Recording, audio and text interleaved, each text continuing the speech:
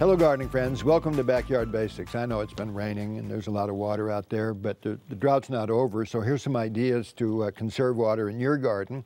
And there are many devices out there, but one of the most important ones of them all, if you only use one thing, use some of that homemade compost that you're making. Yeah, homemade compost, that's the best that's out there. Build that soil up with the compost. It's kind of like a sponge. It holds nutrients in place, but it holds a lot of water in place too. And it opens up the soil for it to drain. It's kind of controversial, but it does both of those things.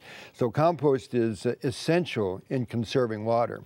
Now, it opens up the soil, and that's through the microbial activity, and compost tea can help with that. It'll accelerate this whole process, so use the compost tea out there also, plus many other benefits from the tea, like unlocking nutrients. The seaweed that's used can also be helpful, and the potash can help manage the stomata, which controls the intake of water and the release of the water. And so it has a tremendous benefit at controlling the amount of water that is lost through the foliage. Now, I like to use a timer.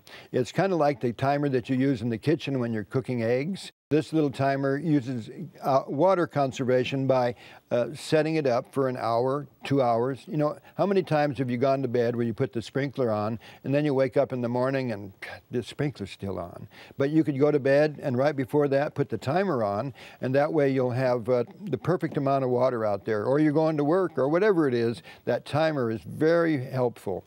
You can also time in order to find out how much water goes into the soil and then set it at that time every time. There's a little wire device that you can put on the end of the timer so they don't snap off when you're pulling on that hose. It's separate from the timers, but it is a very useful little tool, giving a lot of flexibility to the hose. So I would encourage you to consider that. There are some timers that are more complex, they're more detailed, and you can set them up for a week at a time and not have to go out there and fool with it yourself every time. Drip irrigation, you know, we all have talked about that for many, many years. It focuses the water right where it should be, not on the sidewalk, not on the side of the building, but right at the base of the plant. That's the most important thing that you can save water with also, is a fine, well-made drip irrigation system. Now, you can do some deep watering. There's a couple of devices like this Oya. The Oya is an ancient way of conserving water and watering at the root system, and it's buried up to about right there.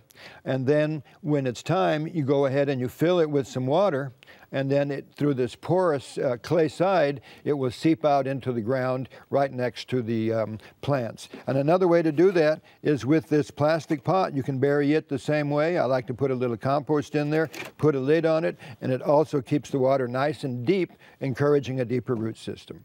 For Backyard Basics, I'm John Dromgoole. I'll see you next time.